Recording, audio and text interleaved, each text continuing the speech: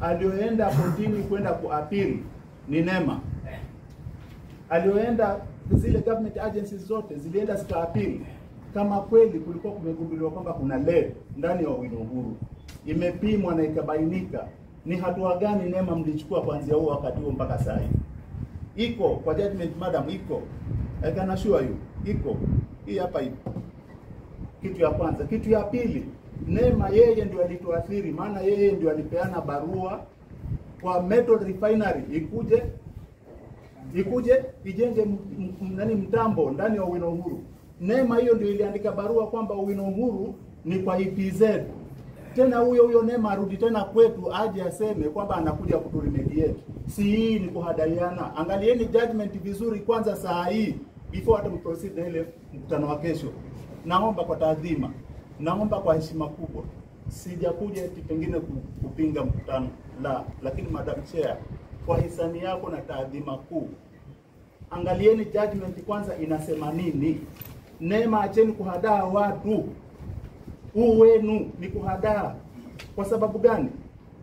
Judgment chenye inasema mlikuwa mnastahili kulipa watu ndani ya siku 120 wakati ule. Sawa, imekuwa upholded.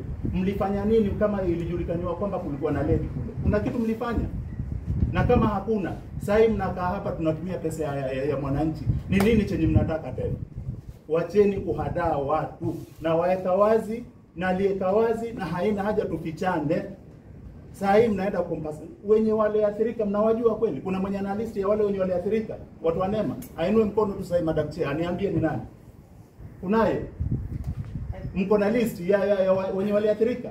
You are the first people to go to court to court of appeal, and right now you are seated, mna discuss, mmekula pesa ya mwananchi yenye sasa mwananchi ametozwa ushuru.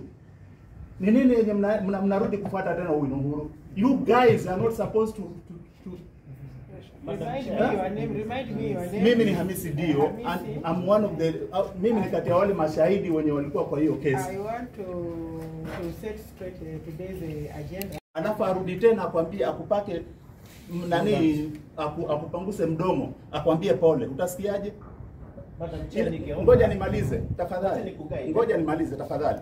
Naomba ruhusa nimalize. Ile kitu yenye iko NEMA saa hii chenye inastahili kufuata ni koti chenye koti inasema. Sawa. Koti inasema nini? Koti inasema nini? Kitu yenye iko ni tufuate muongozo wa koti vile ilisema. 120 days iliisha. Na kama iliisha, do the necessary. Mr. Dio. NEMA must come with all the experts. Correct. Our legal director is Mkienda kotini mlikuwa mnaenda kufanya nini? Our legal director. Mkienda kwa court of appeal mlikuwa mnaenda kufanya nini?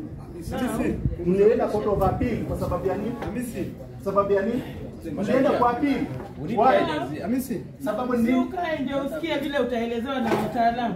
Wanakudanganya Madam Chair. Madam Chair, niko miguuni mwako. Niko miguuni mwako. Wanakudanganya. Wanakudanganya. Wasiseme uongo kwa sababu wao ndio walipeana license kwa Metal Refinery. The same people wakaenda court of appeal, and right now they are seated and wanasema wataka kwenda kusafisha. Wanaenda kusafisha nini? Madaktari, Madam Chair, nilipimwa mara zaidi ya mara 3 na watu wa Chief, Madam Chair, we need guidance. If you can't danganya mwananchi, haifai.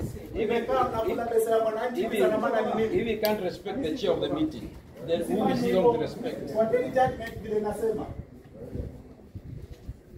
Madam Chair, I was on the chair. Let me finish. I'm renewing myself directly to NEMA now. Madam Chair, we appreciate the way you've led the meeting. Yes. The agenda. Yes. And we prefer often as NEMA, even to invite the petitioner. Correct. To you that she will not attend this meeting. The petitioner has written 3 letters, and he is representing the petitioner. The petitioner said he's not coming, she's not coming. You are weaponizing police against me. You are weaponizing Madam SCC against me. Assistant kwa kila mahali. Niambieni vile nimechochea hiyo nini? Community. Wakuyu. Mmeshindwa Supreme Court, sasa hivi mmerudi hapa kuchochea watu. Mnafanya mkutano hata amweki date kwa agenda, mnafikiria sisi ni wajinga. Fanyeni tuone.